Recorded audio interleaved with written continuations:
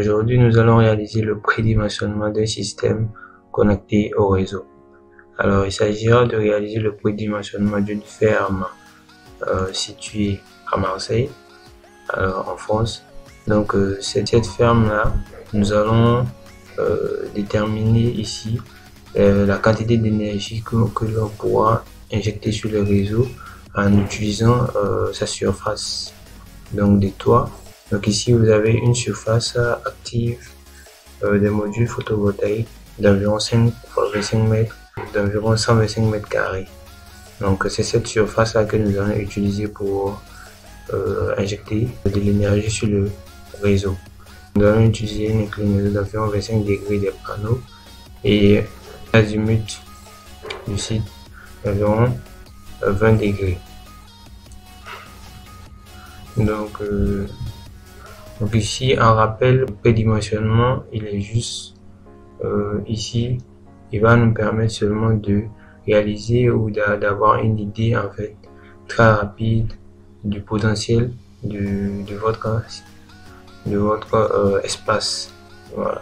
Et donc ici, il s'agira pour nous de déterminer ici quelle quantité d'énergie nous allons injecter sur les réseaux et voir si est-ce que pour le client ou la société qui va faire ça, est-ce que c'est intéressant de poursuivre le projet si l'énergie injectée est insuffisante et que l'investissement sera rentable. Est-ce que il faudrait pousser, voilà, ce projet là. Donc ici ça va nous permettre d'avoir une idée très rapide du potentiel et aussi un bref aperçu de l'investissement. Donc sans plus tarder, nous allons ouvrir PV6 pour entamer ce prédimensionnement. Alors, donc ici, nous allons ouvrir PV6, nous sommes dans prédimensionnement et système couplé au réseau. Donc, nous allons cliquer sur couplé au réseau. Donc ici, nous allons définir le site et les météo. Donc le site, c'est situé en France. Et donc nous sommes en Europe. Donc nous allons choisir Europe. Voilà. Et ici, chercher Marseille.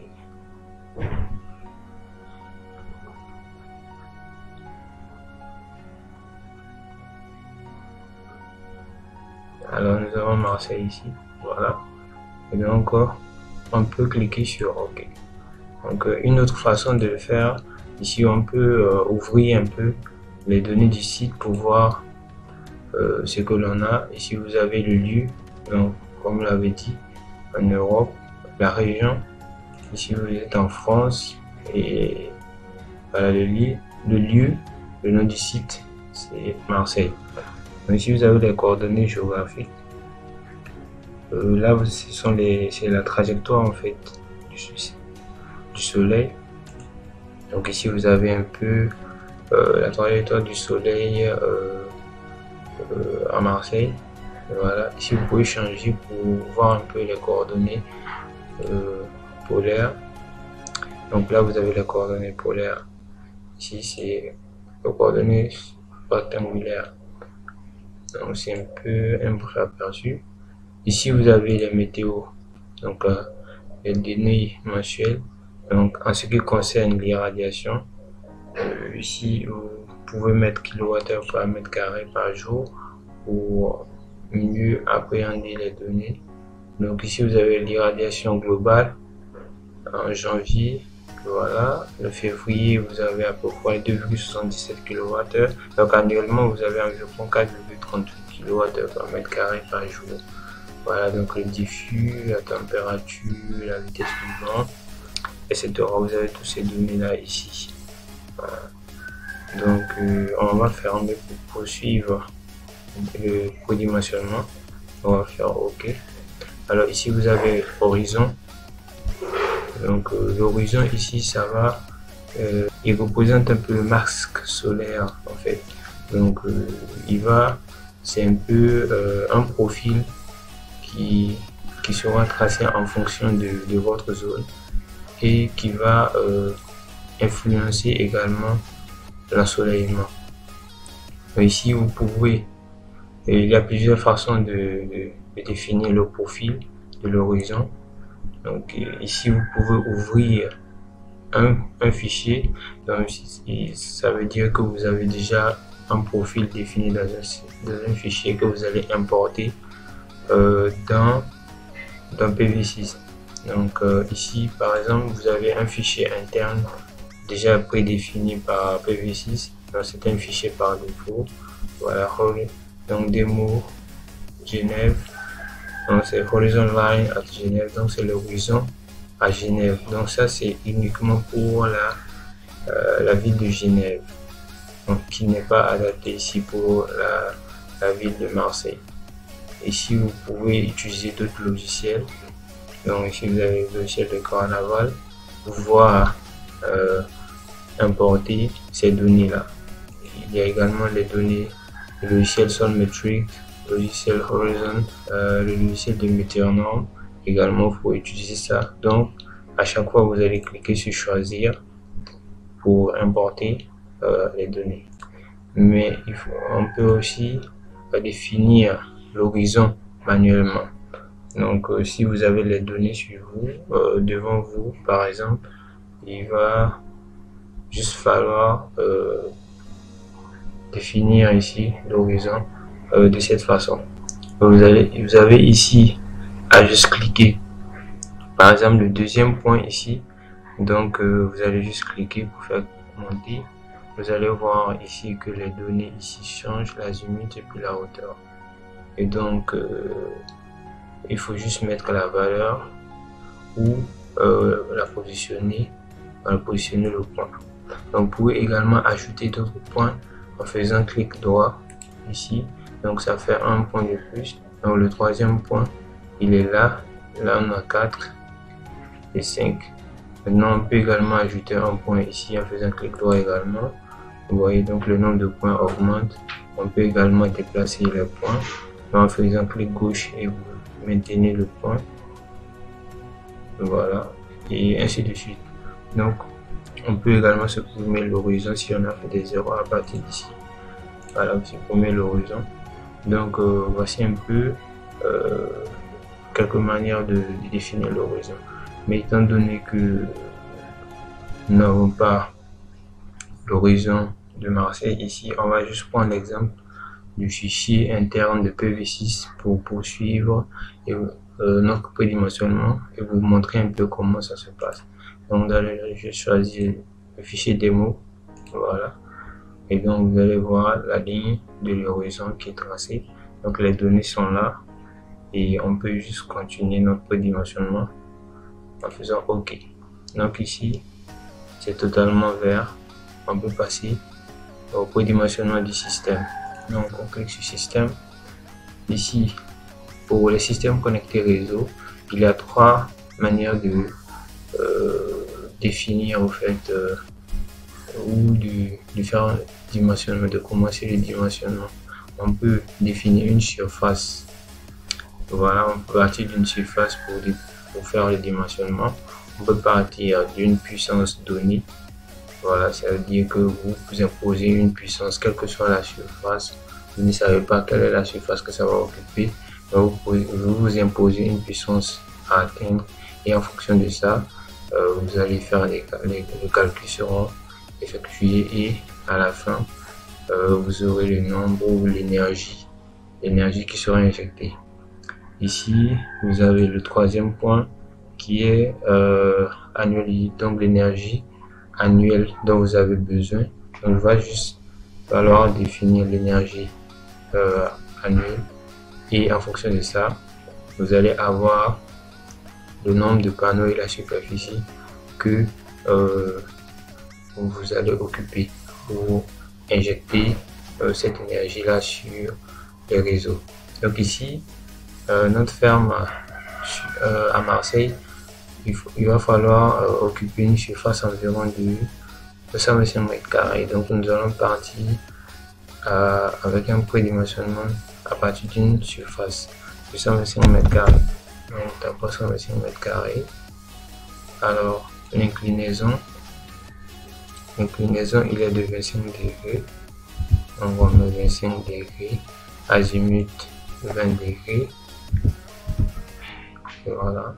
Donc ici, on peut voir un peu l'horizon que nous avions tracé précédemment. Donc on peut cliquer sur Next pour poursuivre le prédimensionnement. Alors ici vous avez les spécifications du système. Ici il s'agit du type de module à choisir. Donc ici vous avez 3 types qui sont proposés. Vous avez le type standard. Alors le type standard ici c'est un peu type monocristallin qui sont disponibles, ou les polycristallins également. Ici vous avez les types translucides. Voilà, donc les types translucides sont ceux qui sont utilisés plus dans l'agriculture. Ce sont des panneaux qui sont un peu espacés entre les cellules, donc ils laissent passer la lumière, et on va installer ce type de modules sur des serres pour des installations agricoles pour laisser passer la lumière sur les plantes en fait. Et ici vous avez le troisième type. Bon, not yet defined, ça veut dire bon, on n'a pas encore défini en fait le type de module qu'on va utiliser. Donc on peut partir sur cette base là. Voilà. Donc nous allons garder les types standards. Et ici vous avez mounting disposition. Donc ça c'est la disposition des panneaux. Vous avez flat roof, façade or tilt roof, et puis ground base. Donc ici flat roof. Donc ça, on va faire une installation sur un toit quasiment plat ou horizontal en fait. Voilà, ici vous avez des façades ou des tilt roof. Donc les façades ici c'est un peu comme les bâtiments. Vous avez des grands bâtiments où on va installer des panneaux sur la façade pour occuper les façades et puis produire de l'énergie en fait. Ou on va installer sur des maisons dont le toit est incliné. Donc ici vous avez sur cette ferme là on a un toit incliné, donc ce sera notre choix ici. Donc ici le ground base c'est une installation au sol. Voilà, donc façade tilt roof, on va choisir celui-là. Ensuite on a la technologie ici, on a les types monocristallin, polycristallin et thin film qui sont les cellules amorphes. Donc ici vous avez les monocristallins. Vous pouvez juste faire un clic gauche et maintenir pour voir un peu les cellules monocristallins. Donc ici ce sont des cellules qui ont une grande efficacité. Voilà. Vous avez ici les cellules polycristallins, une efficacité assez bonne, et ici les cellules amorphes qui ont une efficacité faible. Voilà, mais aussi le coût est aussi assez faible. Voilà. Donc en fonction de ça vous ferez votre choix. Nous allons partir avec les cellules polycristallins. Ici vous avez les propriétés de ventilation. Donc vous avez freestanding, ventilate et no ventilation. Donc ici, étant donné que nous allons faire une installation sur un toit, les panneaux seront déposés sur le toit ici. Donc entre le panneau et le toit, il n'y a pas ou presque pas d'air qui passe en fait. Donc on dira que c'est pas ventilé en fait. Donc on choisira no ventilation. Donc on fait OK. Donc ici vous avez les 3 boutons qui sont verts. Donc on va ici voir les résultats. Donc comme je vous l'avais dit, c'est un prédimensionnement très rapide. Donc ici vous avez les résultats. Alors dans résultats, ici vous avez input data. Donc ici vous avez les données Marseille-Marignane dans le plan d'inclinaison. Comme on l'avait choisi 25 degrés, azimut 20 degrés. Ici vous avez la hauteur moyenne d'horizon 5,8 degrés. Alors ici les paramètres, on avait défini une surface d'environ 125 mètres carrés. Donc ici le coût des modules, ici ça va être un coût spécifique en fait. Voilà, c'est, vous avez ici euros par watt-crête. Alors ici ça va être le coût d'un module voilà, d'un module de type polycristallin qu'on avait choisi, divisé par la puissance de ce module là. Donc ici c'est un coût spécifique. Ici vous avez le résultat, donc nominal power, donc la puissance nominale que vous allez injecter sur le réseau. Voilà, c'est la puissance qui sera produite, et l'énergie annuelle est de 28,4 MWh.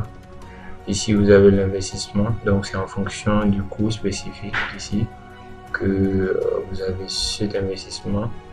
Et le coût de l'énergie, il va être de 0,1 euros, donc c'est un coût spécifique par kilowattheure. Voilà, donc l'investissement par rapport à l'énergie qui est produite. Donc ici vous avez un graphe. Donc le graphe ici, il va vous donner des renseignements ou des informations concernant l'irradiation. Donc ici vous avez l'irradiation globale. Voilà, ça va être le graphe en rouge. Le graphe en vert va vous donner l'irradiation avec l'horizon. Vous allez voir que il est un peu plus faible parce que l'horizon va avoir un effet sur l'irradiation. Il va plutôt baisser, voilà, l'ensoleillement ou l'irradiation en fait. Ici vous avez le global tilt plane, c'est l'énergie reçue par le panneau ici. Donc ici vous avez le graphe, un graphe qui va vous présenter ici le système output d'énergie. Donc ça c'est l'énergie fournie annuellement, donc définie ici par mois. Voilà, donc c'est en somme, lorsqu'on fait la somme, vous allez obtenir l'énergie annuelle ici que vous avez vu, 28,4 MWh, donc c'est ça, 28 375 kWh par an, qui est soit 28,4 MWh. Ici vous avez le tableau, donc ici le tableau, ce tableau là est à peu près le graphe qui est représenté ici en fait. Donc ce sont les données du tableau qui ont été utilisées pour tracer ce graphe. On les donne. Le tableau ici vous avez l'irradiation globale, donc par mois, et à la fin vous avez la moyenne. Ici vous avez l'irradiation avec l'horizon, vous avez l'irradiation obtenue par les modules. Donc ici vous avez l'énergie output kWh par jour. Donc pour un jour en janvier par exemple, un jour vous avez voilà, environ 42. Donc pendant tout un mois, voilà, pendant le mois de janvier vous avez environ 1303 kWh. Et donc le cumul va vous donner les 28,4 MWh. Donc ça c'est le tableau. Ici vous avez un coût, le coût spécifique en fait. Donc l'estimation de votre investissement. Il va être l'économie gross evaluation. Donc ici ça va être le module, le coût des modules, le support, le coût de support, le coût des onduleurs et du câblage, le transport et tout ça. Donc ici ce coût là est évalué ou a été calculé à partir des coûts spécifiques. Donc pour avoir un peu une idée de comment ceci a été défini, ici vous avez edit cost. Ici ça va être le coût spécifique que vous allez renseigner en fonction du marché que vous avez, voilà, des informations que vous avez sur le marché. Et en fonction de ça, vous allez pouvoir avoir le coût de votre investissement et il va calculer le coût de l'énergie en fait. Ici vous avez 0,22 euros par kilowattheure. Voilà. Donc ici vous avez la durée de votre installation qui va être sur 20 ans. On va également définir ça. Donc ici vous avez le currency, donc la monnaie.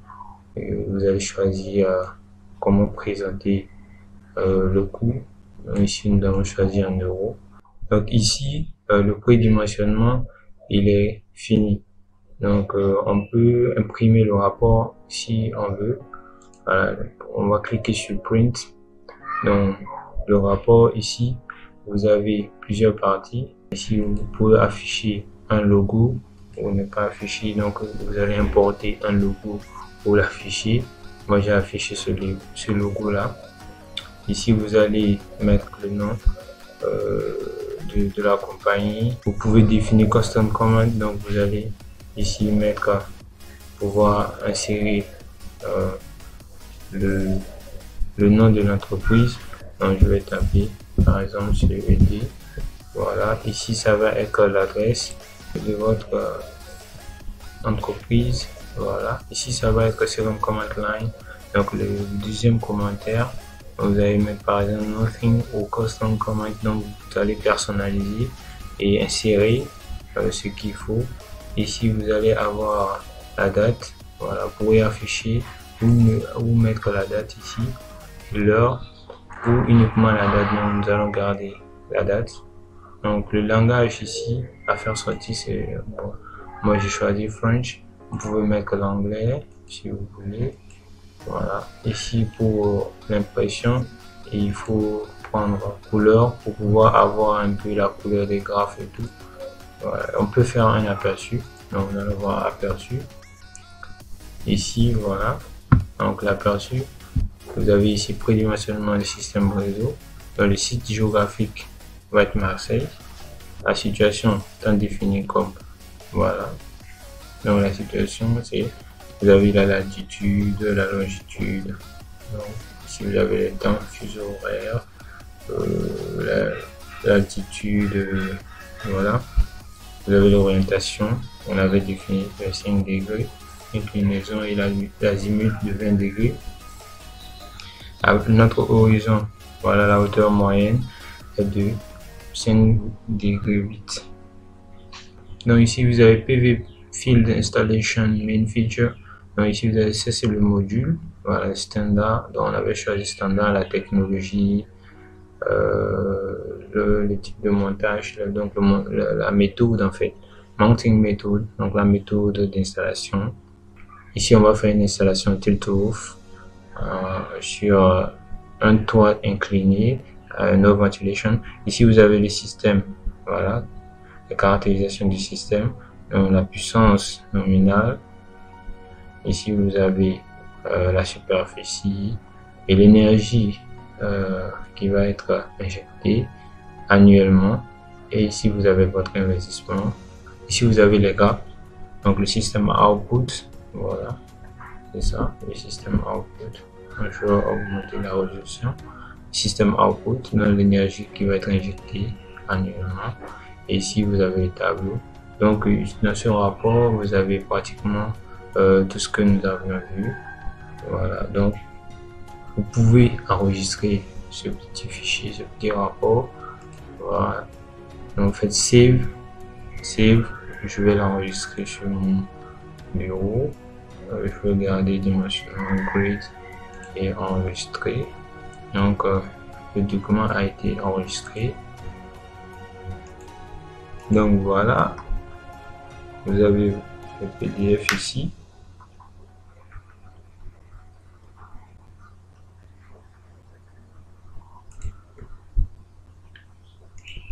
Donc comme vous le voyez, je vous disais que c'est un prédimensionnement très rapide.